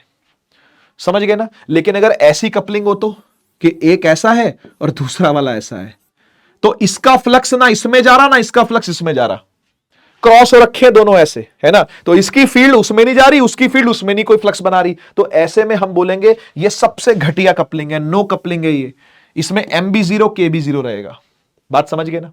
तो ये कपलिंग ये बताती कितने अच्छे से कॉइल्ड आपस में चीजें हैं, दो कॉइल आपस में कितने अच्छे से कपल हो रखे हैं। ठीक है ना? बहुत बढ़िया। आइए एक छोटी सी डेरिवेशन देख लेते हैं एनर्जी स्टोर्ड इन इंडक्टर की। देखो भाई, ये जो आपका इंडक्टर था जिसमें I करंट जा रहा था, इसने अपने अंदर कुछ मैग्नेटिक फील्ड स्टोर कर रखी थी कि नहीं? हां। तो ये मैग्नेटिक फील्ड को मैग्नेटिक एनर्जी स्टोर्ड बोलते हैं। क्या बोलते हैं? मैग्नेटिक एनर्जी स्टोर्ड बोलते हैं। और वो ऐसे निकलती है, बहुत ईजी है। देख EMF क्या होती है? LdI/dt, देख चुके हो, मैग्नीट्यूड वाइज उठाना बस। ठीक है, बढ़िया। अब आपको पता है कि जो वर्क डन होता है, वर्क डन, है ना, उसको लिखते हैं EI पावर इंटू टाइम। बेटा वर्क डन को, यानी एनर्जी को, एनर्जी निकाल रहे हैं ना, एनर्जी निकाल रहे हैं, तो वर्क डन होता है पावर इंटू टाइम। तो ये लिखा हुआ पावर देख, E इंटू आई क्या लिखा हुआ पावर, और साथ में टाइम है तो dt लिख दिया। ठीक, अब E की जगह पर L di by dt put कर दिया, L कांस्टेंट था बच जाएगा, और I di अगल बगल आ गया। ठीक है ना, तो इसको आपने क्या कर लिया, इंटीग्रेट कर लिया, डन। dt से dt वैसे ही कट चुका है, तो बचा क्या, L I di, L बाहर आ गया, I di बचा, इंटीग्रेट कर दिया 0 से लेके I तक, L बाहर आ गया, और I का इंटीग्रेट क्या होगा, I स्क्वायर बाय 2, तो ये बन गया हाफ Li स्क्वायर। ठीक है जी, छोटी सी डेरिवेशन है, प्लीज अपने हाथ से एक बार लिख के देख लीजिएगा, मजा आ जाएगा आपको। ठीक है, तो दिस पोटेंशियल एनर्जी या एनर्जी स्टोर्ड अगर बोले तो this is half Li square, half Li square. समझ गए, इसमें L क्या होता है बेटा, L होता है इसका सेल्फ इंडक्टेंस का जो भी कोफिशिएंट है वो, है ना, कोफिशिएंट ऑफ सेल्फ इंडक्शन या फिर सेल्फ इंडक्टेंस, और I क्या है, करंट है, तो करंट का स्क्वायर करके हाफ से मल्टीप्लाई कर दिया, खत्म, एनर्जी निकल के आ गई। ठीक है, चलिए भाई लास्ट टॉपिक पर आते हैं अपन, ये है एसी जनरेटर का टॉपिक। ठीक है, एसी जनरेटर वैसे तो एसी का पार्ट नहीं होना चाहिए, इसी चैप्टर का होना चाहिए, और एनसीईआरटी खोल के देखोगे तो इसी चैप्टर का पार्ट है, पहले ऐसा नहीं था, लेकिन पहले ऑल्टरनेटिंग करंट के एंड में दे रखा था इसको, कोई सेंस नहीं बनता, इसको यहीं पे देना उचित था, तो अब सही दिया हुआ है, एनसीईआरटी के अंदर दिया हुआ है। एसी जनरेटर आपको नई वाली किताबें अगर आप देखोगे तो आपको 6 चैप्टर के एंड में ही मिलेगा, यानी यहीं पर मिलेगा जहां मैं करवा रहा हूं। ठीक है, आइए शुरू करते हैं, एसी जनरेटर क्या होता है। देखो आपको पता है करंट जनरेशन होनी है, ईएमएफ पैदा होनी है, ईएमएफ पैदा होने के लिए फ्लक्स चेंज करवाना पड़ता है, बात तो सही है सर। इस बार फ्लक्स चेंज करवाने का तरीका अलग है सर, क्या तरीका है, देखो आपने बी चेंज करके देख लिया था पहले, आपने एरिया चेंज करके देख लिया मोशनल ईएमएफ में, अब बारी है थीटा चेंज करने की। सर थीटा कैसे चेंज होगा, मैं आपको समझाता हूं। देखो इमेजिन करो कि ये आपके पास मैग्नेटिक फील्ड है, ध्यान से देखना बेटा, कॉन्सेप्ट समझा रहा हूं, सीधा कूदेंगे नहीं मैथमेटिक्स पर, अभी सीधा पहले कॉन्सेप्ट समझो, सीधा मैथमेटिक्स पर नहीं उतरना, सीधा फॉर्मूले पर नहीं लेके जाना मुझे आपको, ना ही मुझे आपको एकदम कोर चीज में लेके जाना, पहले ऊपर ऊपर की बात समझो क्या है। देखो मैग्नेटिक फील्ड है ना, मुझे एक बात बताओ, अगर मैंने इसमें एक लूप लिया ऐसा ऐसा, ठीक है, तो मुझे बताओ अभी इसमें से कितनी लाइनें पास हो रही हैं, कितना फ्लक्स पास हो रहा है, सर सारा फ्लक्स पास हो रहा है, क्या बात है।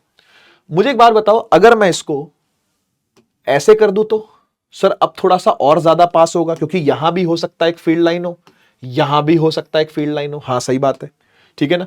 तो मुझे एक बात बताओ, अगर मैं इसको उठा करके ऐसे घुमाता जाऊं, अरे ऐसे घुमाता जाऊं, ऐसे ऐसे ऐसे, तो फ्लक्स लगातार चेंज हो रहा है कि नहीं हो रहा, मुझे बताओ, लगातार चेंज हो रहा है क्या। ऐसे देखो कितना फ्लक्स है, 0, ऐसे कितना सर थोड़ा सा आ गया, ऐसे सर थोड़ा और आ गया, ऐसे सर थोड़ा और आ गया, ऐसे मैक्सिमम आ गया सर, ऐसे थोड़ा कम हो गया सर, अब ऐसे थोड़ा और कम हो गया, ऐसे थोड़ा और कम हो गया, ऐसे थोड़ा और कम हो गया, ऐसे और कम हो गया, ऐसे ले आया तो ऐसे ले आया तो फिर से 0 हो गया, बात समझ रहे हो क्या। तो ऐसे ऐसे करने से क्या होता है, ऐसे ऐसे करने से, यानी मैग्नेटिक फील्ड के अंदर लाके कॉइल को घुमाने से थीटा चेंज होता है। देखो थीटा हर बार चेंज हो ही रहा है ना, थीटा हर बार चेंज हो ही रहा है। यहां पर ये एरिया वेक्टर है, मैग्नेटिक फील्ड ये रही, दोनों के बीच में एंगल देख, ये रहा थीटा।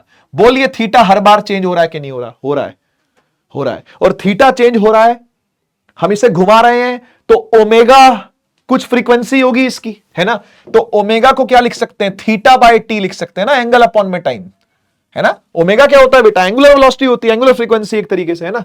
तो ये थीटा को हम क्या लिख सकते हैं, ओमेगा टी लिख सकते हैं, लिख सकते हैं ना, टी को लेगा ओमेगा के साथ।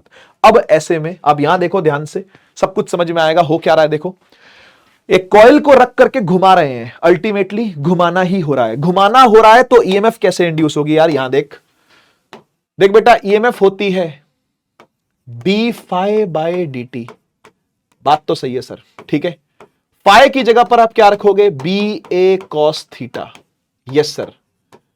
क्या बी में कोई चेंज है, नहीं सर, 2 मैग्नेट रखे हुए हैं, एक नॉर्थ एक साउथ, ये चेंज नहीं हो रहे हैं, नहीं चेंज हो रहे हैं तो बाहर निकाल दो, ठीक है सर, बी बाहर आ गया। क्या एरिया चेंज हो रहा है इस कॉइल का, नहीं सर, इस कॉइल का एरिया भी अफेक्टेड नहीं है, चेंज नहीं हो रहा, तो बाहर निकाल दो इसको भी। अंदर क्या बचा बेटा, अंदर बचा कॉस थीटा, कॉस थीटा, ठीक है ना।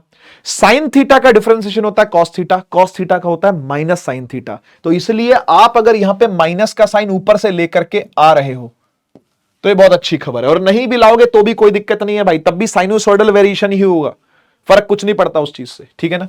अच्छा, अभी तो देखो यार, ऐसे थीटा के साथ तो सीधा सीधा टाइम को चेंज नहीं करवा सकते, है ना। थीटा के साथ सीधा सीधा टाइम वेरी नहीं करवा सकते, आपको यहां पे ओमेगा टी लिखना पड़ेगा, है ना। ये देखो थीटा को क्या लिखा हुआ है, ओमेगा टी लिखा हुआ है, तो आपको यहां पर क्या लिखना पड़ेगा, ओमेगा टी। अब हो जाएगा ये टाइम से डिफरेंशिएट हो जाएगा ना। अब सुन, कॉस थीटा का डिफरेंशिएशन होता है minus sine theta, sine theta का कॉस थीटा का माइनस साइन थीटा। माइनस बाहर आ गया, माइनस बाहर आके इस माइनस से कट गया, ये आ गया बी ए साइन थीटा यानी साइन ओमेगा टी। लेकिन चेन रूल पूरा चलेगा, अभी सिर्फ कॉस निपटा है, कॉस का साइन बना है, अभी अंदर ओमेगा टी बाकी है। ओमेगा टी फिर टाइम के साथ डिफरेंशिएट होगा, ओमेगा टी फिर टाइम के साथ डिफरेंशिएट होगा और ओमेगा बाहर आ जाएगा। बात समझ रहे हो, ओमेगा बाहर आ जाएगा, यहां ओमेगा आ गया और यहां dt बाय dt रह गया, और dt बाय dt कट के 1 ये ओमेगा बाहर आ जाएगा, ये बन जाएगा ओमेगा बी ए साइन ओमेगा टी। आपको क्या लगता है सिर्फ एक ही टर्न होगा या मल्टीपल टर्न्स होंगे? एक लूप घूम रहा भाई, मैक्सिमम बेनिफिट उठाएंगे, ज्यादा नंबर ऑफ टर्न्स देंगे। तो ये जो ईएमएफ निकली है ये सिंगल टर्न की निकली है ना। और फॉर एन टर्न्स हम क्या करेंगे, बोलो यार, एन से मल्टीप्लाई कर देंगे, तो जो नेट ईएमएफ आएगी वो निकल करके आ जाएगी N B A omega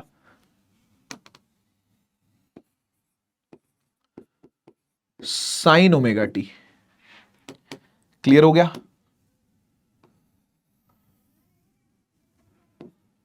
N B A omega sine omega T, N turns के लिए एन से मल्टीप्लाई, बाकी सब वैसे के वैसे ही, N B omega sine omega T.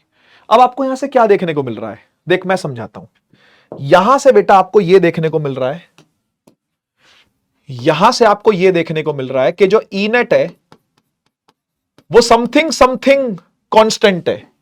देखो, N number of turns constant, B magnetic field constant, A area constant, omega speed जो इससे घूम रहा है वो भी कांस्टेंट है। ये सब चीजें कांस्टेंट है ना, ये सब चीजें कांस्टेंट है। फिर जो चीज है वो वेरी कर रही है, ये देखो टाइम वेरिंग, ये टाइम दिख रहा है, तो this EMF is time varying. ये ईएमएफ असल में क्या कर रही है, टाइम वेरी कर रही है, ओमेगा भी कांस्टेंट है देखो, है ना। तो हम इसे बोल सकते हैं ये टाइम वेरिंग ईएमएफ है, हां कि ना, ये टाइम वेरिंग ईएमएफ है, साइनोसॉइडल वेरिएशन है ये।